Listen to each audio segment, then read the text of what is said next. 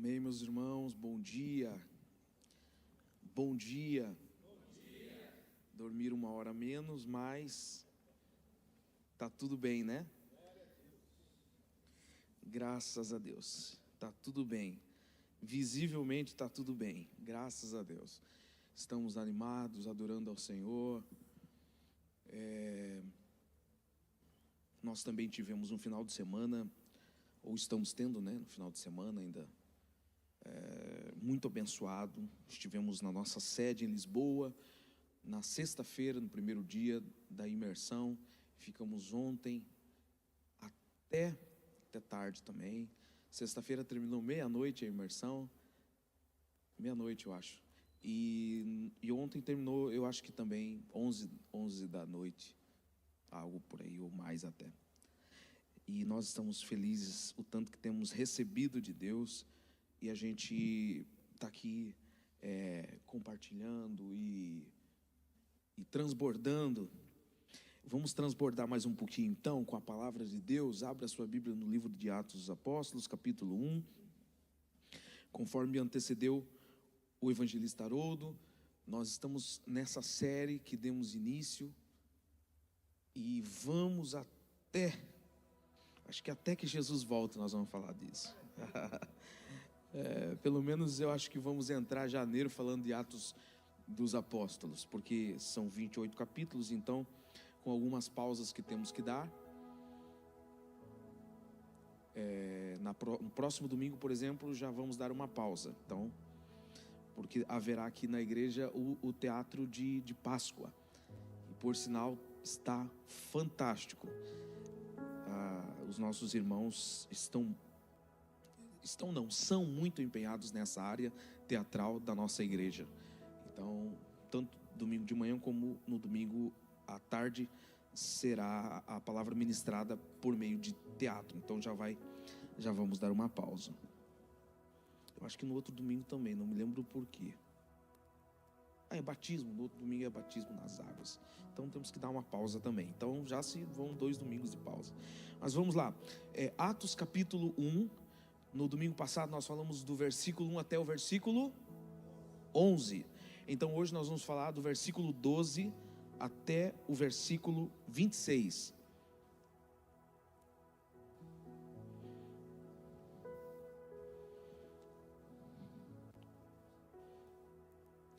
Não dá para falar versículo por versículo às vezes, porque senão nós acabamos por nos prolongar muito. Então a gente tem uma visão panorâmica do texto. Vamos ler o versículo 12 a seguir. Diz assim: Então voltaram para Jerusalém do monte chamado Olival ou Oliveira, que dista daquela cidade tanto como a jornada de um sábado, ou seja, 1.200 metros, 1 quilômetro aproximadamente. Quando ali entraram, subiram para o cenáculo onde se reuniam Pedro, João, Tiago, André, Felipe, Tomé, Bartolomeu, Mateus, Tiago, filho de Alfeu, Simão o Zelote e Judas, filho de Tiago. Todos estes perseveravam unânimes em oração com as mulheres, com Maria, mãe de Jesus, e com os irmãos dele. Naqueles dias levantou-se Pedro no meio dos irmãos. Ora, compunha-se a assembleia de umas 120 pessoas, e disse: Irmãos, convinha que se cumprisse a Escritura que o Espírito Santo proferiu anteriormente por boca de Davi acerca de Judas, que foi o guia daqueles que prenderam Jesus, porque ele era contado entre nós e teve parte nesse ministério. Ora, este homem adquiriu um campo com o preço da iniquidade e, precipitando-se, rompeu-se-lhe pelo meio, e todas as suas entranhas se derramaram. E isto chegou ao conhecimento de todos os habitantes de Jerusalém, de maneira que em sua própria língua esse campo era chamado Alcedama, isto é, campo de sangue. Porque está escrito no livro dos Salmos: fique deserta a sua morada, e não haja quem nela habite, e tome outro o seu lugar. É necessário, pois, que dos homens que nos acompanharam todo o tempo que o Senhor Jesus andou entre nós, começando no batismo de João até o dia em que dentre nós foi levado às alturas, um deles se torne testemunha conosco da ressurreição. Então propuseram 2, José, chamado Barsabás, cognominado Justo, e Matias, e orando disseram: Tu, Senhor, que conheces o coração de todos, revela-nos qual desses 2 tens escolhido para preencher a vaga nesse ministério e apostolado, do qual Judas se transviou, indo para o seu próprio lugar. E os lançaram em sortes, vindo a sorte recair sobre Matias, sendo-lhe então votado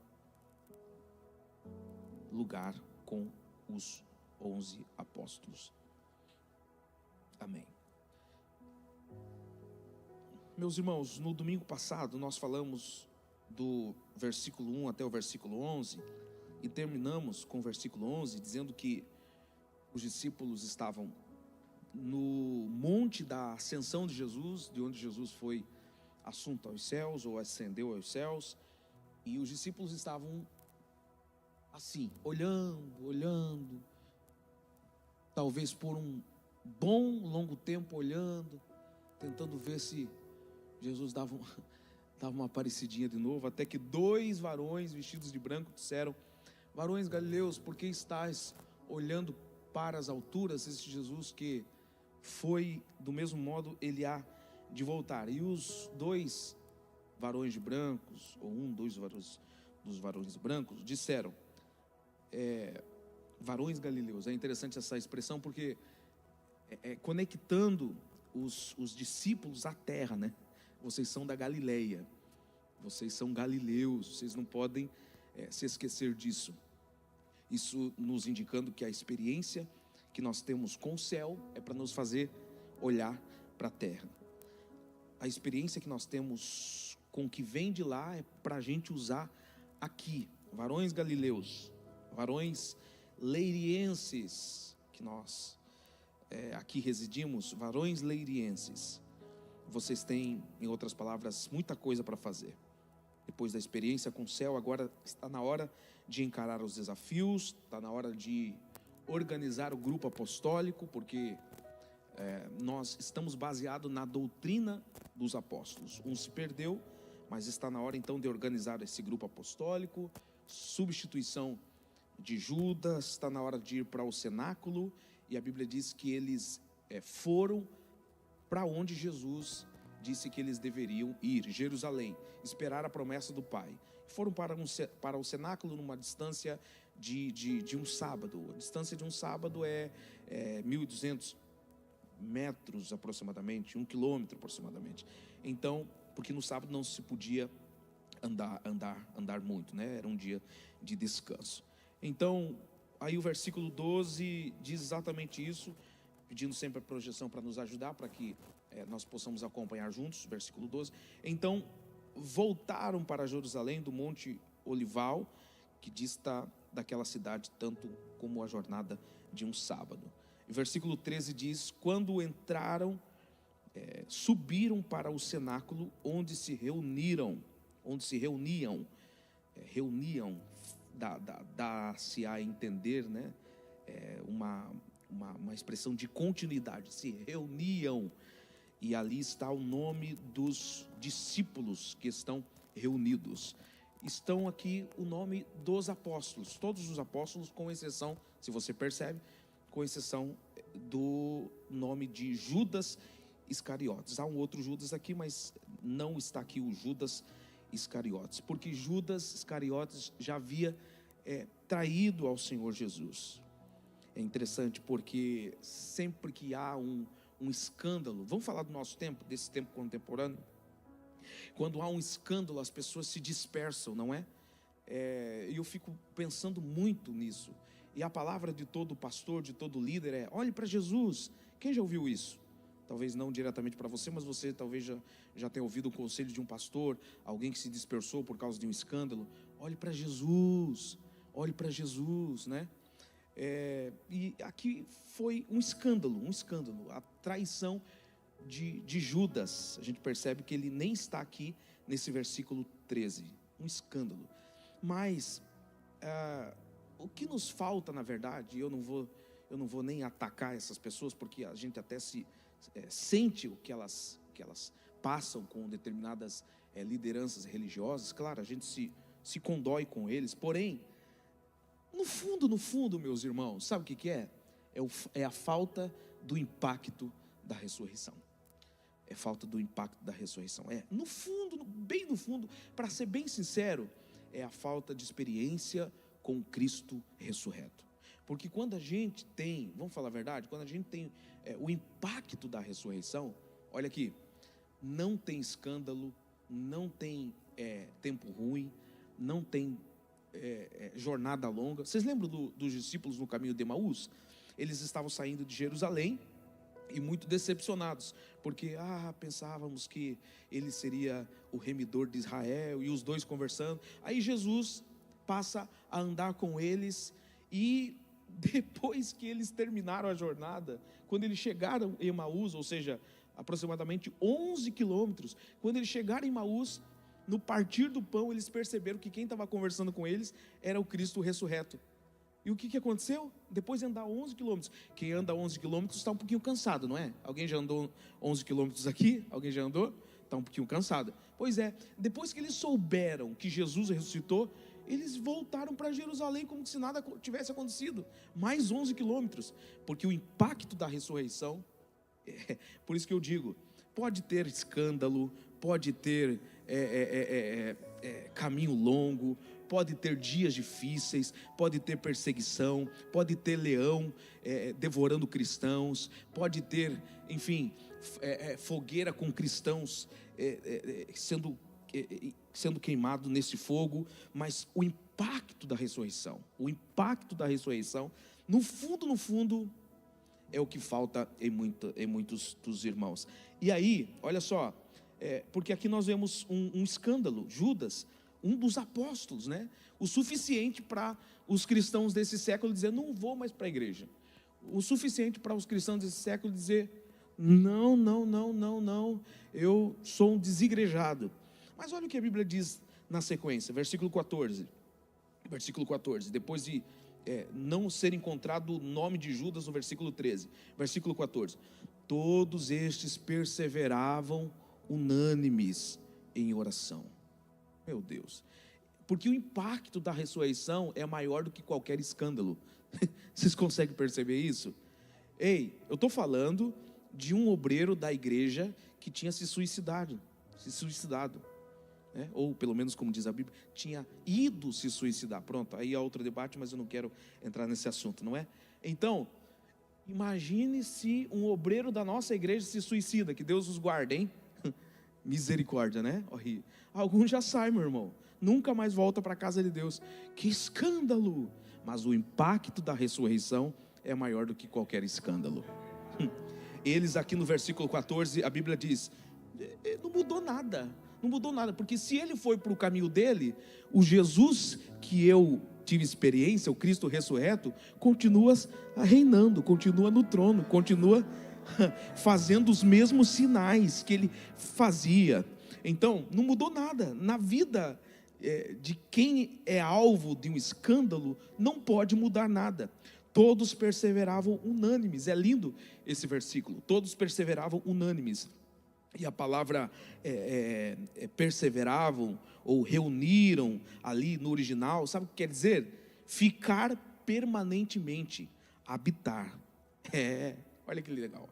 Então, quando Jesus falou: vão para Jerusalém, esperem a promessa do Pai, eles não foram assim pensando: opa, eu vou lá, vou ficar um dia inteiro lá, fazer uma imersão de 1 ou 2 dias. Não, eles foram ficar permanentemente, como quem diz, nós só vamos sair daqui quando Deus cumprir a sua promessa, a promessa do Pai vier, que é o Espírito Santo.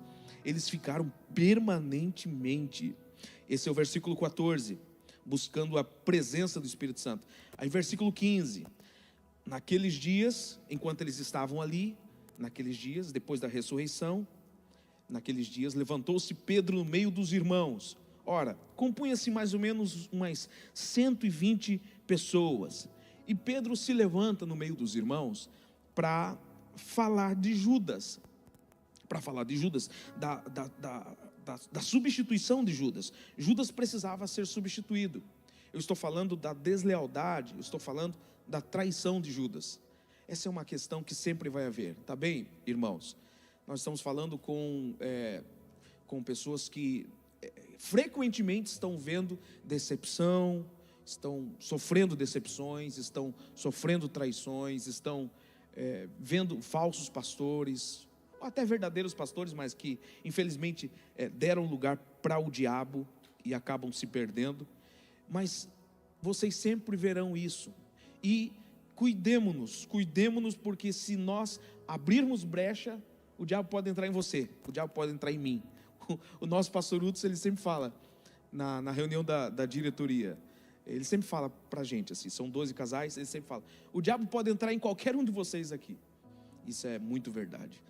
Então, isso todos nós estamos sujeitos, e aqui Judas está sendo substituído porque foi infiel, foi desleal. E existem alguns sinais de deslealdade.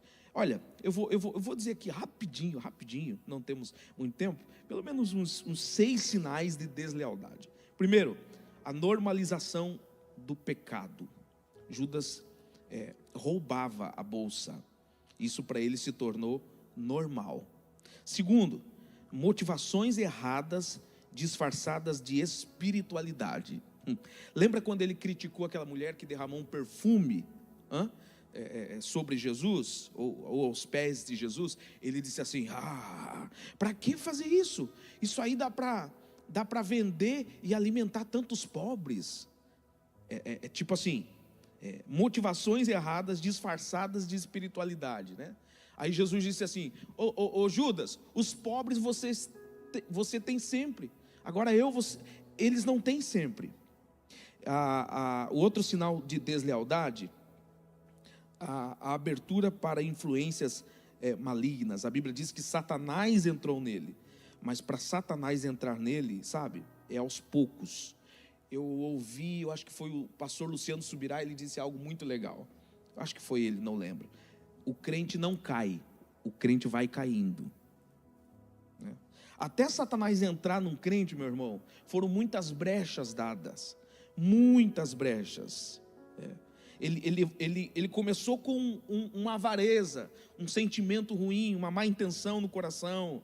Isso evoluiu para o roubo e terminou em traição, a ponto de vender Jesus por 30 moedas de prata.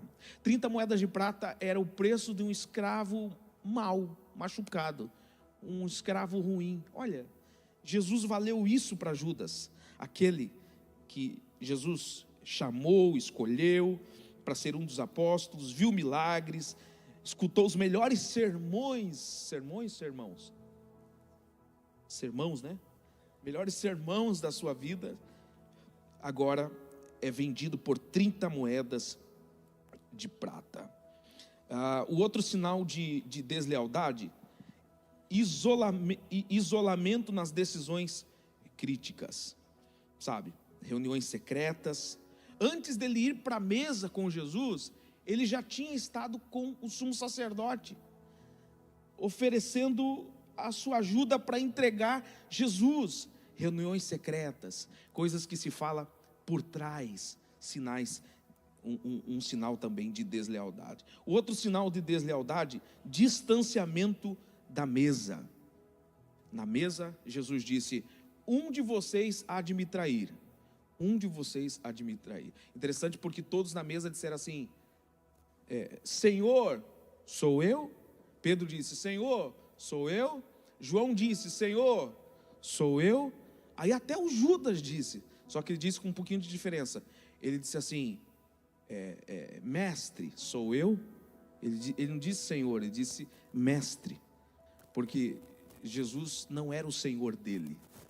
Ele não tinha Jesus como o seu Senhor. O distanciamento da mesa. Naquele momento Satanás entrou e ele saiu para trair Jesus.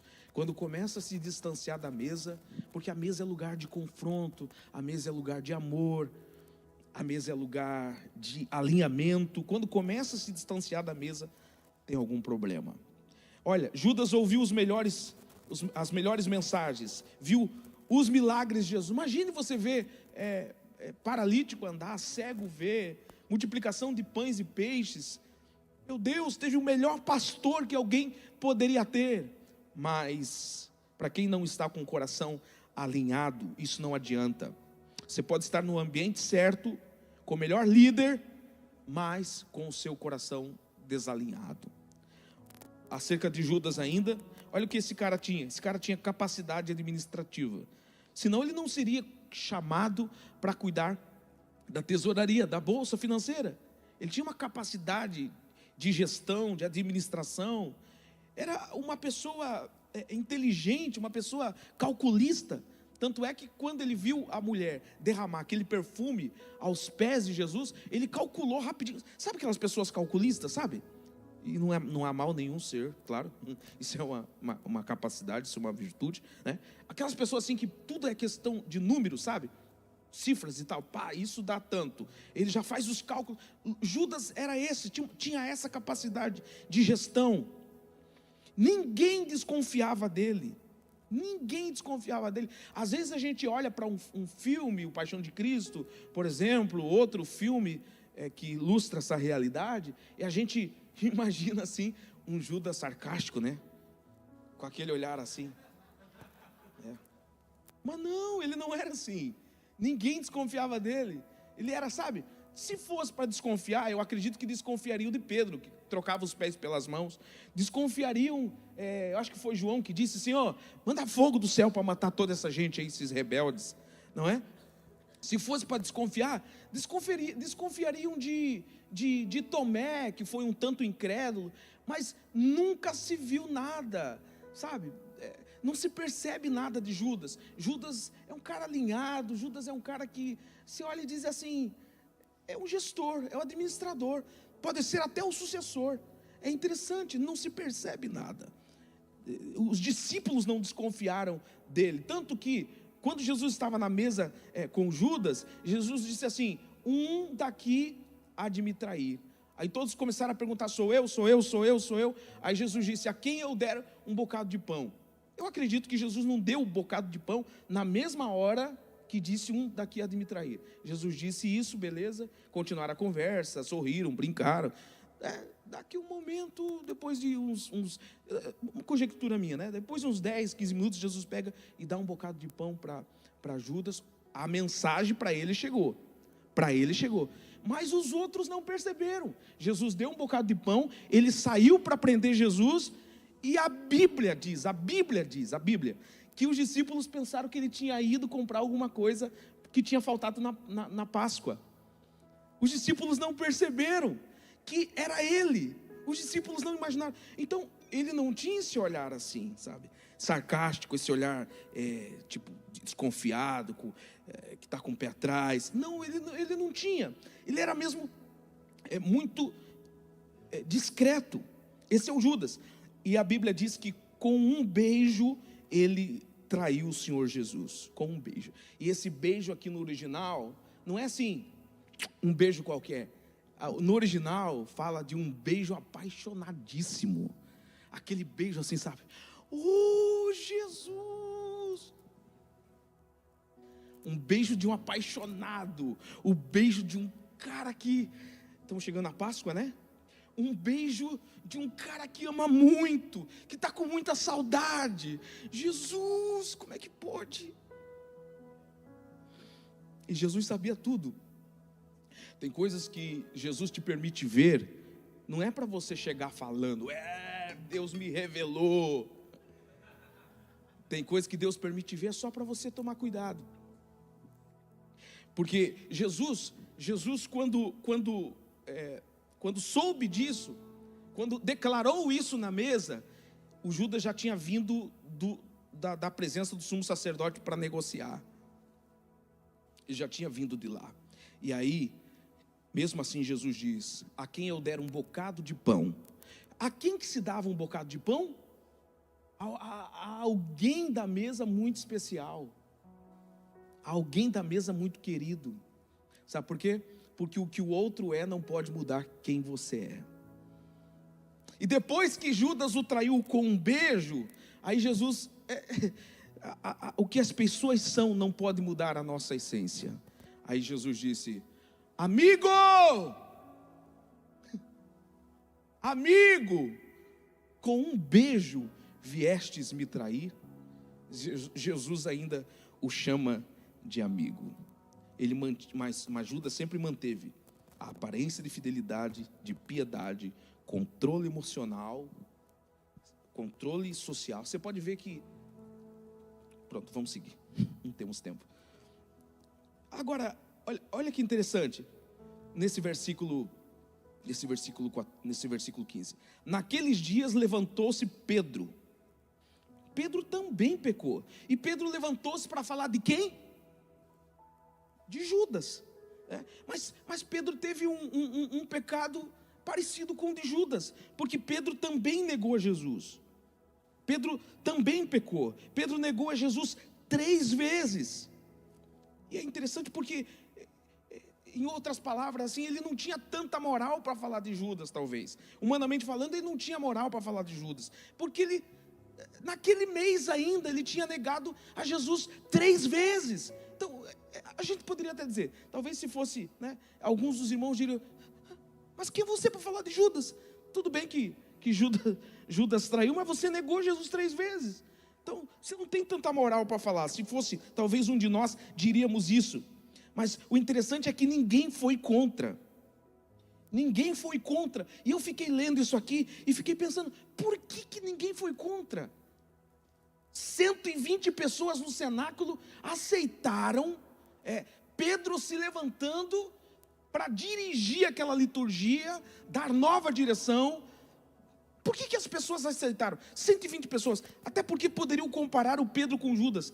A autoridade de Pedro consistia em pelo menos 3 coisas. Primeiro, no que Jesus falou sobre a sua liderança.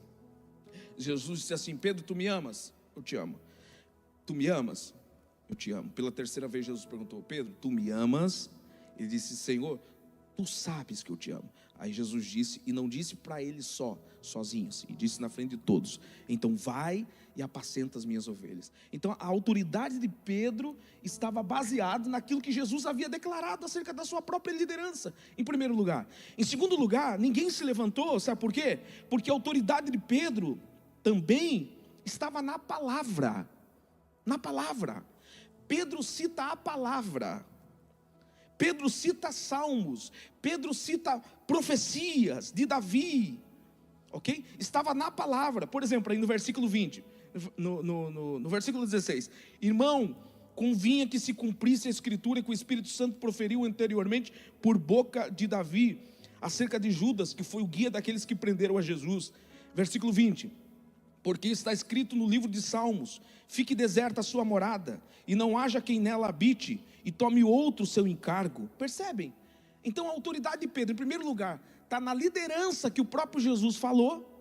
Em segundo lugar, a autoridade de Pedro, por isso que ninguém se levantou contra e não ficou comparando Pedro com Judas. Em segundo lugar, a autoridade de Pedro está na palavra. Olha só, a nossa autoridade não está em nós, irmãos, está na palavra, está naquilo que nós carregamos, ok?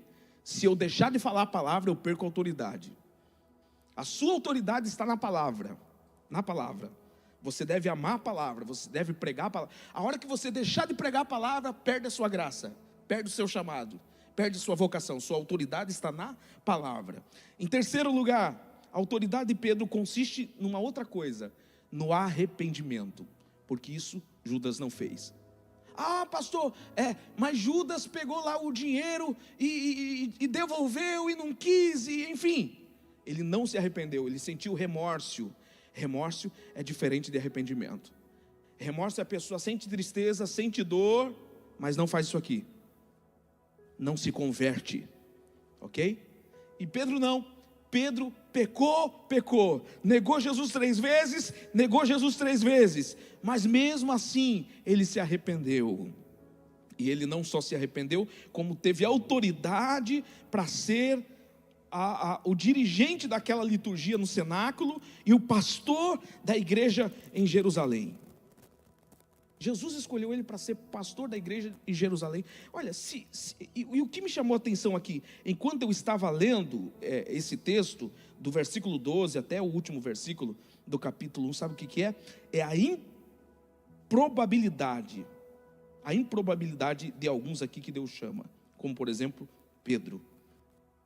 Deus chama alguns bem prováveis aqui. Deus cita e usa alguns nesse texto que nós acabamos de ler, bem provável. Deus chamou Pedro. Humanamente falando, talvez nós escolheríamos até errado. Escolheríamos Judas, que era um excelente gestor, que era um excelente administrador, um cara... Dentre todos os apóstolos, Judas entende-se que era o único judeu.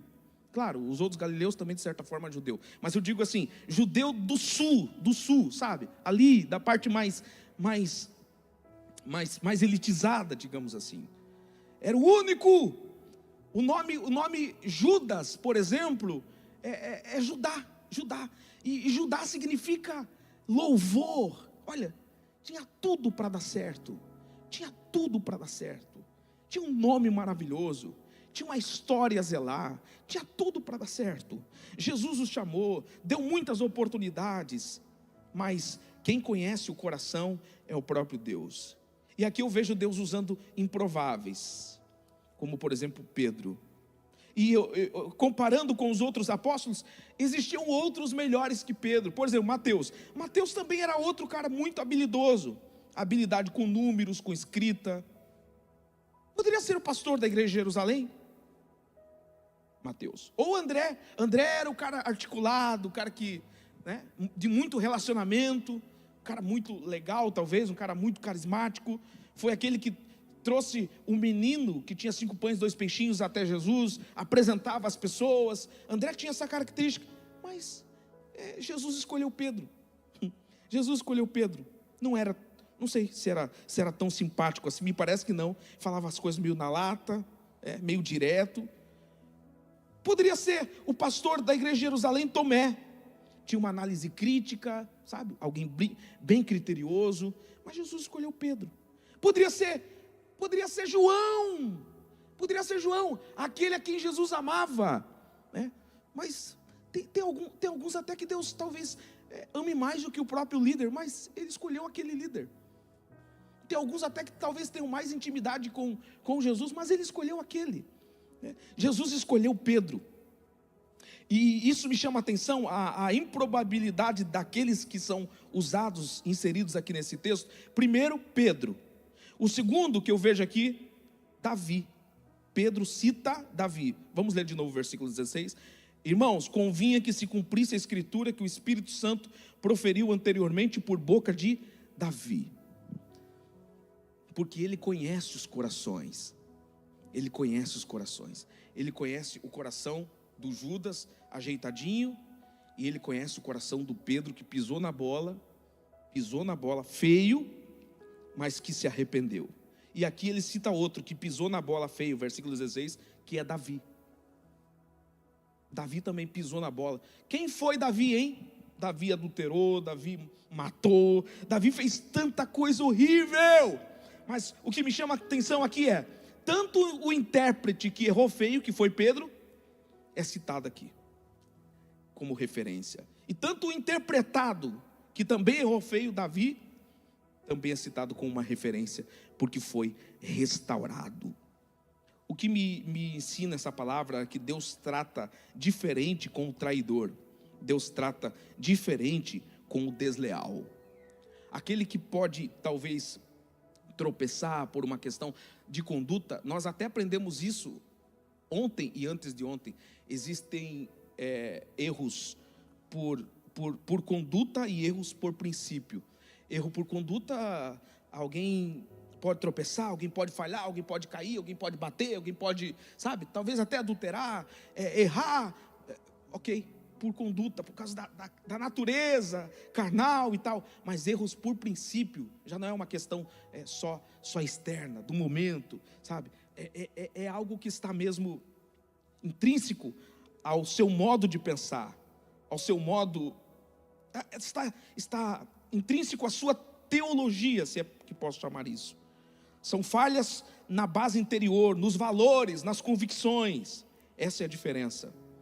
Pedro teve um erro por conduta, muito explosivo, mas Judas teve um erro por princípio. E aqui ele cita, como eu estava dizendo, Davi. Cita as profecias de Davi. E as profecias citadas aqui, fique deserta a sua morada, é Salmo 69, verso 5. A outra profecia citada aqui é: tome o outro seu encargo, Salmos 109, verso 8. E aí, Pedro vai falar de uma outra coisa. É necessário substituirmos Judas. É necessário substituir Judas. E aqui está um critério. Como que nós vamos fazer? É necessário que este tenha acompanhado o ministério de Jesus desde o batismo de João. Vamos ler o versículo 21 e 22? Vamos ler? Vamos ler para a gente basear o que estou a dizer?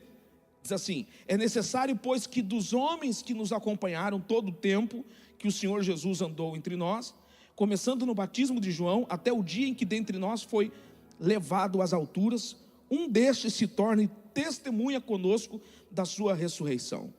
Se for pela nossa escolha, certamente a gente vai escolher o mais bonito, o mais inteligente, né? A gente vai escolher aquele que se apresenta melhor, mas a escolha aqui, proposta por Pedro, tem que ser: ele andou com Jesus, ele conhece Jesus. Às vezes nós erramos porque nós escolhemos pela aparência. Às vezes nós erramos porque nós escolhemos os mais bonitos, os mais capacitados. Mas nós precisamos escolher aqueles que andam com Jesus. E não adianta, meu irmão, aquele que anda com Jesus é parecido com Jesus. É fácil de identificar quem anda com Jesus. Quem anda com Jesus fica muito parecido com Jesus, tanto no amor, tanto na compaixão, na generosidade, no seu sentimento pelas pessoas, o modo que essa pessoa vê as outras, o modo que essa pessoa fala com as outras. Quem anda com Jesus pega os costumes de Jesus, se parece com Jesus, fala como Jesus, vê como Jesus. Nós, como líderes, nós precisamos ter esse princípio: escolher pessoas que andaram com Jesus. Sim, muito bom e muito necessário e fundamental, e todos sabem o quanto nós prezamos por isso. Cursos, capacitações, viemos de uma capacitação intensa nesse final de semana, mas não há nada que substitua o diálogo, não há nada que substitua o relacionamento, vida em Deus, o secreto. Mateus 6,6, estar com Ele no quarto, falar com Ele diariamente, e não de vez em quando. Tem que andar com Jesus, tem que conhecer Jesus, desde o começo do seu ministério, até o dia que Ele foi assunto aos céus. Para ser apóstolo, esse era o critério: tinha que andar com Jesus. Aí Pedro, na direção dessa liturgia, eles decidem um modo de se fazer isso. Vou ser rápido. Eles decidem um modo de se fazer isso. Versículo 26, vamos ver o modo que ele decidiu, ou que eles decidiram fazer isso. Versículo 26. E lançaram sortes, vindo a sorte recair sobre Matias, sendo-lhe então votado lugar com os 11 apóstolos. Olha, esse negócio de escolher um por sorte, né? Alguns até pensam, eu acho que eles fizeram errado. Alguns até pensam assim, eu, por exemplo, isso há divergência, mas eu, por exemplo, não acho que foi feito errado. Alguns pensam, o apóstolo aqui não deveria ser Matias, deveria ser o apóstolo Paulo, porque nunca se ouviu falar mais de Matias. O cara some da história, né? E aí o que mais tem no livro de Atos dos Apóstolos, na verdade, os atos, as viagens missionárias do apóstolo Paulo. E Matias some do mapa. Será que eles não fizeram errado? A gente tem ouvido isso. Será que eles não se precipitaram? Porque, vejam só, eles estavam ali num período antecedente de Pentecostes de 10 dias. Será que eles não escolheram errado? Eles não deveriam esperar o Pentecostes, o Espírito Santo descer para orientar eles? Eu penso que não. Eu penso que não, porque, veja só, Atos 1:2. Atos 1:2. Abra a sua Bíblia aí, ou a projeção nos ajuda aqui. Que Jesus, nesse período de 40 dias que esteve com seus discípulos, olha só como que foi, até o dia em que, depois de haver dado mandamentos, diga comigo, mandamentos por intermédio do Espírito Santo aos apóstolos que escolhera, foi elevado às alturas. Ou seja, nesse período de 40 dias, o que Jesus muito fez foi dar mandamentos. Claro, Jesus sabia que o Judas havia traído, e com certeza ele citou essa questão. Ele deu mandamentos, ele orientou, como que vocês vão fazer, como que vocês vão agir. 40 dias, com certeza alguém perguntou, acho que foi Pedro, com certeza alguém perguntou, Jesus, e Judas que traiu, o que nós vamos fazer? O que nós vamos fazer, Jesus? Esperamos o Pentecostes, esperamos o Espírito descer? A Bíblia diz que Jesus deu mandamentos. Eu não acredito que eles fizeram errado.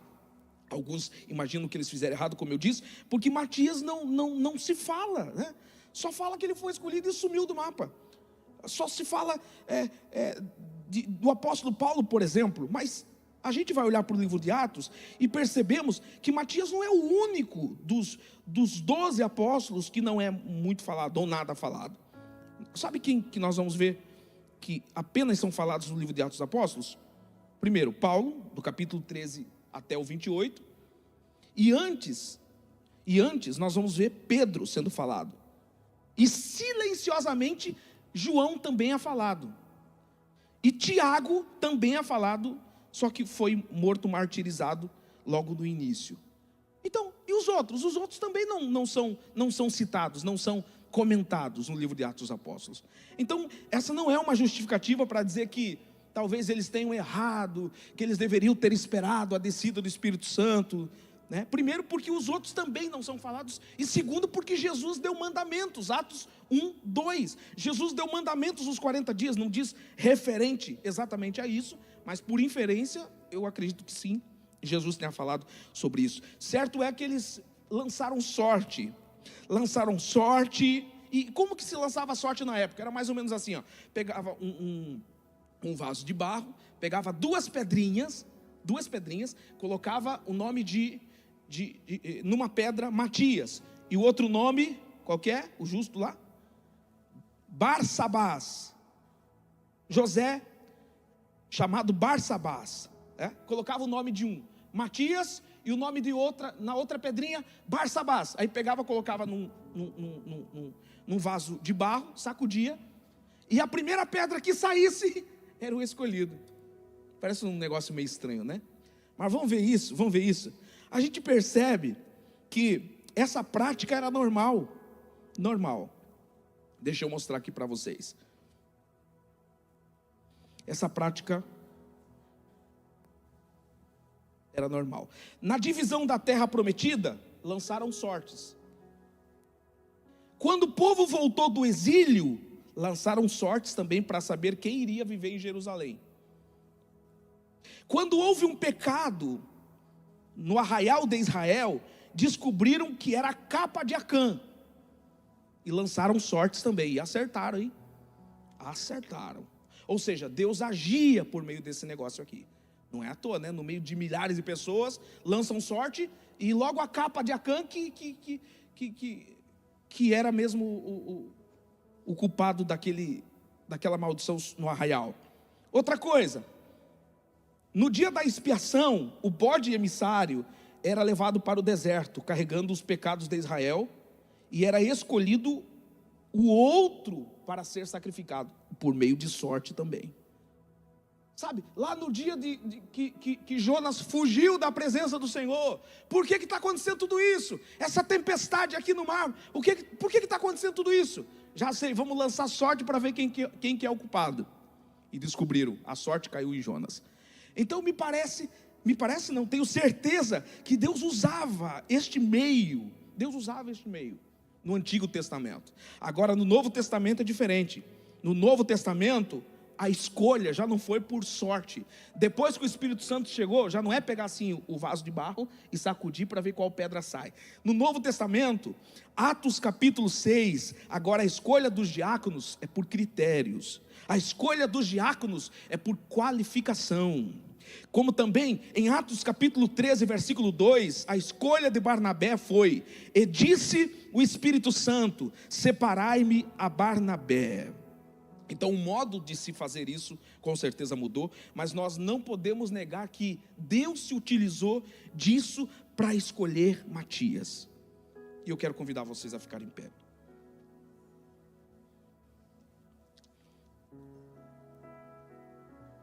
E outra coisa, irmãos, e outra coisa,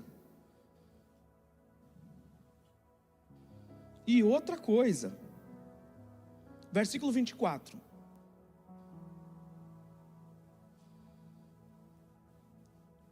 o que diz aí? Não, eu quero que todos nós falemos juntos isso, vai.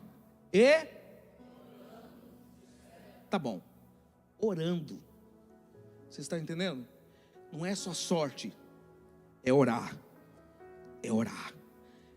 Eles não estavam simplesmente brincando, pegando um vaso de barro, sacudindo para ver qual das duas pedrinhas sai primeiro. Não, eles estavam orando, houve oração. Eles estavam no cenáculo orando. E a palavra no grego que eu já citei para vocês no início desta mensagem é: eles foram para lá para estar permanentemente. Eles foram para lá para buscar ao Senhor permanentemente. Tudo que a gente faz com oração, é impossível dar errado.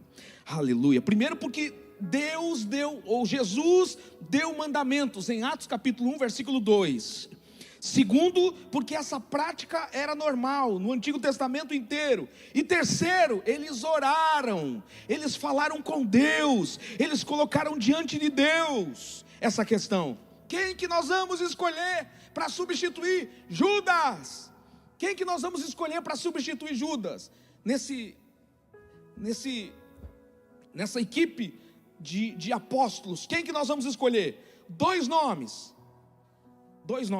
Propuseram dois nomes, ou seja, os 120 indicaram dois nomes. Está vendo como a reputação é importante? Os 120 indicaram dois nomes. O nome de um é Barsabás, José chamado Barsabás. Eu gosto disso aqui, cognominado justo. E o outro é Matias. Nunca ninguém tinha ouvido falar, nem antes nem depois. Agora imagine comigo você concorrer com alguém que é apelidado de justo. Imagine, o Anselmo vai concorrer com o Haroldo Justo. Já ganhou. É justo. Por isso que eu digo que esses versículos aqui, capítulo 1 de Atos, do versículo 12 para frente, Deus usa aqui os improváveis. Vocês estão percebendo? Conforme diz no versículo 24: e orando disseram: Senhor, Tu que conheces o coração de todos. Só Deus conhece o coração. Revela-nos qual destes tens escolhido. Só Deus conhece o coração. Humanamente falando, talvez todos diriam: o que merece, o mais alinhado, o mais certinho é Judas. Talvez humanamente falando, ninguém diria é Pedro, ninguém diria é Matias, porque quem está concorrendo com Matias é um justo. O cara é famoso pela sua justiça. É o apelido dele. Alguém já teve esse apelido? Já ouviu desse apelido na vida de alguém? O justo lá, o justo. Coitado, né? Que responsabilidade carregar isso. Coitado, a hora que ele pisar na bola, quanto mais lhe é dado, lhe é cobrado. Imagine você concorrer com um justo. Tem duas opções. Uma nunca ninguém ouviu falar. O outro já é famoso, já tem fama, e a fama é muito boa. Fama de justiça.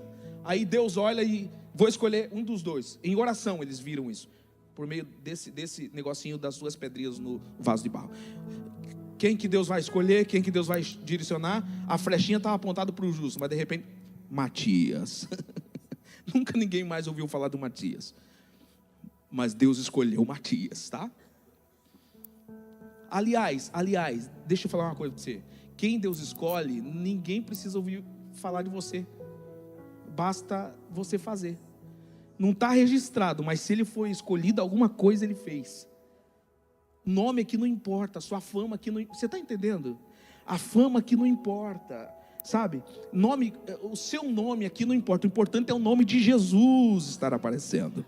O importante é o nome de Jesus ser a estrela. O seu nome é o que menos importa. Será que a gente consegue entender isso? Que Deus, Ele escolhe porque Ele sabe o coração, Ele conhece o coração, Ele conhece os nossos corações. Nós nos enganamos, nós facilmente somos ludibriados, nós conseguimos enganar uns aos outros. Se eu quiser, eu consigo enganar vocês, vocês conseguem me enganar, mas graças a Deus que é a igreja do Senhor Jesus, e Ele conhece os corações. Ele conhece os corações. Então eu quero dizer uma coisa para você. Você pode dizer assim: olha, eu não sou carismático igual o André, porque o André é o cara do vínculo. Eu não tenho essa qualidade de Tomé, tão criterioso, tão certinho, tão analítico. Eu não sou como o Mateus, tão bons em números, tão bom em escrita. Eu não sou como o João, um cara que ora tanto e tem tempo para isso, sabe? Eu não sou esse que talvez tem tanto relacionamento, uma vida assim tão profunda espiritualmente. Mas se Deus conhece o seu coração, Pedro, Ele vai olhar e vai dizer: é você. É você, é você. Não são critérios humanos, é o próprio Deus que escolhe, é o próprio Deus que estabelece, e os critérios pertencem a Deus. Deus conhece o seu coração. Você pode não ter a fama na igreja de justo ou de nada, nem de justo nem de injusto. Ninguém pode lhe conhecer na comunidade. Você pode ser um desconhecido, você pode ser alguém novo, mas você carrega uma promessa de Deus. Deus conhece os corações, e no tempo certo Deus manifesta-se, Deus revela com o seu ministério, Deus revela com a vocação da qual Ele mesmo fez a você. Eu quero que você apresente esse coração agora diante de Deus. Apresente o seu coração diante de Deus, porque Deus conhece todas as intenções. Deus conhece todas as intenções. Aleluia! O traidor é substituído, mas aqueles que pecam e se arrependem, eles são restaurados. A minha palavra nesta manhã é que você pode até ser alguém que pecou, alguém que tropeçou, mas se arrependa, porque haverá restauração. Mas não seja um traidor, não seja um desleal, porque com o traidor Deus age de maneira diferente. O que eu quero dizer também nesta manhã é: Deus não procura talentos, Deus procura lealdade. Aleluia! E essa semana foi muito corrida e eu não sabia muito bem o que falar essa manhã. Para falar a verdade para vocês, não tinha muito parado para pensar profundamente nesse texto, mas tinha que estar aqui dando a continuidade desse texto. Mas nesse final de semana foi uma enxurrada de informação, de iluminação de Deus lá na sede. Autoridade e lealdade, autoridade e lealdade. Eu anotei muita coisa Deus abriu a minha mente para falar aqui nessa manhã. Deus não procura talentos, Deus procura leais. Você pode não ser talentoso, você pode não ser famoso na comunidade cristã, você pode não ser conhecido, você pode não ter até mesmo uma boa fama, porque ninguém te conhece, mas Deus procura leais. Deus conhece o seu coração. Pode ser talentoso, mas se for desleal não adianta nada, vai ser um reino dividido. Agora, se não é talentoso e é leal, vai se tornar talentoso, porque Deus vai te aperfeiçoar, porque Deus vai fazer você crescer. E o crescimento, é claro que é para a glória de Deus. Eu quero orar por alguém nesse momento. Alguém quer receber uma oração? Nós já estamos terminando o nosso culto de louvor a Deus, e eu quero orar por você. Junto com o Ministério de Intercessão, nós queremos orar por você.